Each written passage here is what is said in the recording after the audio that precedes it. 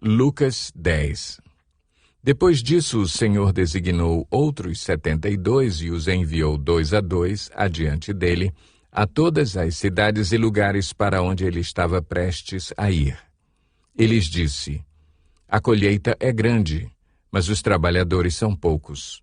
Portanto, peçam ao Senhor da colheita que mande trabalhadores para a sua colheita. Vão, eu os estou enviando como cordeiros entre lobos. Não levem bolsa, nem saco de viagem, nem sandálias, e não saúdem ninguém pelo caminho.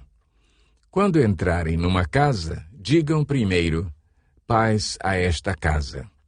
Se houver ali um homem de paz, a paz de vocês repousará sobre ele. Se não, ela voltará para vocês. Fiquem naquela casa e comam e bebam o que lhes derem, pois o trabalhador merece o seu salário. Não fiquem mudando de casa em casa. Quando entrarem numa cidade e forem bem recebidos, comam o que for posto diante de vocês. Curem os doentes que ali houver e digam-lhes: o reino de Deus está próximo de vocês. Mas quando entrarem numa cidade e não forem bem recebidos, saiam por suas ruas e digam: até o pó da sua cidade que se apegou aos nossos pés, sacudimos contra vocês. Fiquem certos disto: o reino de Deus está próximo. Eu lhes digo, naquele dia haverá mais tolerância para Sodoma do que para aquela cidade. Ai de você, Corazim! Ai de você, Betsaida! Porque se os milagres que foram realizados entre vocês o fossem em Tiro e Sidom, há muito tempo elas teriam se arrependido, vestindo roupas de saco e cobrindo-se de cinzas. Mas no juízo haverá menor rigor para Tiro e Sidom do que para vocês. E você, Cafarnaum, será elevada até ao céu? Não, você descerá até o inferno. Aquele que lhes dá ouvidos, está me dando ouvidos. Aquele que os rejeita, está me rejeitando. Mas aquele que me rejeita, está rejeitando aquele que me enviou. Os 72 voltaram alegres e disseram: Senhor, até os demônios se submetem a nós em teu nome. Ele respondeu: Eu vi Satanás caindo do céu como relâmpago. Eu lhes dei autoridade para pisarem sobre cobras e escorpiões e sobre todo o poder do inimigo. Nada lhes fará dano. Contudo, alegrem-se, não porque os espíritos se submetem a vocês, mas porque seus nomes estão escritos nos céus. Naquela hora, Jesus, exultando no Espírito Santo, disse: Eu te louvo, Pai, Senhor do céu e da terra, porque escondeste estas coisas dos sábios e cultos e as revelaste aos pequeninos. Sim, Pai, pois assim foi do teu agrado. Todas as coisas me foram entregues por meu Pai. Ninguém sabe quem é o Filho, a não ser o Pai, e ninguém sabe quem é o Pai, a não ser o Filho, e aqueles a quem o Filho o quiser revelar. Então ele se voltou para os seus discípulos e lhes disse em particular: Felizes são os olhos que veem o que vocês veem. Pois eu lhes digo que muitos profetas e reis desejaram ver o que vocês estão vendo, mas não viram, e ouvir o que vocês estão ouvindo, mas não ouviram.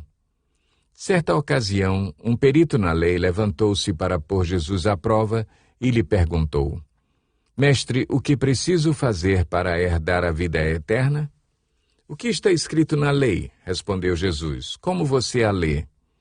Ele respondeu: Ame o Senhor, o seu Deus, de todo o seu coração, de toda a sua alma, de todas as suas forças e de todo o seu entendimento, e ame o seu próximo como a si mesmo. Disse Jesus: Você respondeu corretamente. Faça isso e viverá. Mas ele, querendo justificar-se, perguntou a Jesus: E quem é o meu próximo? Em resposta, disse Jesus: Um homem descia de Jerusalém para Jericó, quando caiu nas mãos de assaltantes. Estes lhe tiraram as roupas, espancaram-no e se foram, deixando-o quase morto. Aconteceu estar descendo pela mesma estrada um sacerdote. Quando viu o homem, passou pelo outro lado. E assim também um levita. Quando chegou ao lugar e o viu, passou pelo outro lado. Mas um samaritano, estando de viagem, chegou onde se encontrava o homem e, quando o viu, teve piedade dele. Aproximou-se, enfaixou-lhe as feridas, derramando nelas vinho e óleo. Depois colocou-o sobre o seu próprio animal, levou-o para uma hospedaria e cuidou dele. No dia seguinte, deu 2 denários ao hospedeiro e lhe disse: cuide dele. Quando eu voltar, lhe pagarei todas as despesas que você tiver. Qual destes 3 você acha que foi o próximo do homem que caiu nas mãos dos assaltantes? Aquele que teve misericórdia dele, respondeu o perito na lei. Jesus lhe disse: vá e faça o mesmo. Caminhando, Jesus e os seus discípulos chegaram a um povoado onde certa mulher chamada Marta o recebeu em sua casa.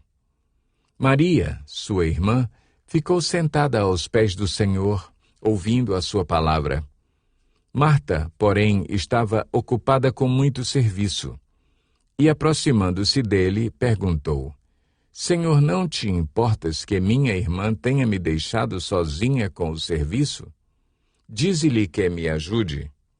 Respondeu o Senhor: Marta, Marta, você está preocupada e inquieta com muitas coisas. Todavia, apenas uma é necessária. Maria escolheu a boa parte, e esta não lhe será tirada.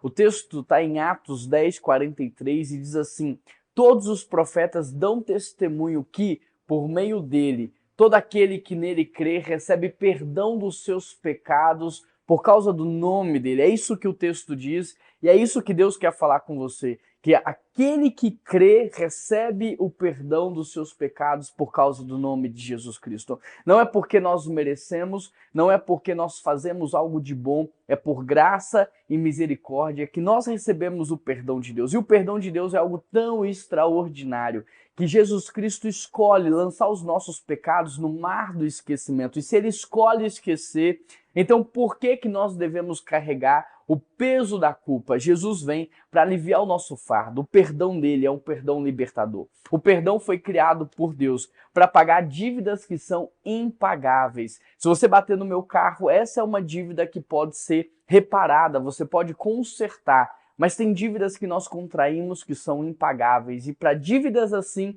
Deus nos deu o perdão. E o perdão é uma decisão que nós tomamos e ela é sustentada através de Jesus Cristo. Então, à medida que nós experimentamos desse perdão de Deus, nós também perdoamos o nosso próximo. Eu quero hoje que você desfrute desse perdão, que você confesse os seus pecados, que você receba o perdão por causa do nome de Cristo, mas que você também perdoe as pessoas, assim como você tem perdoado.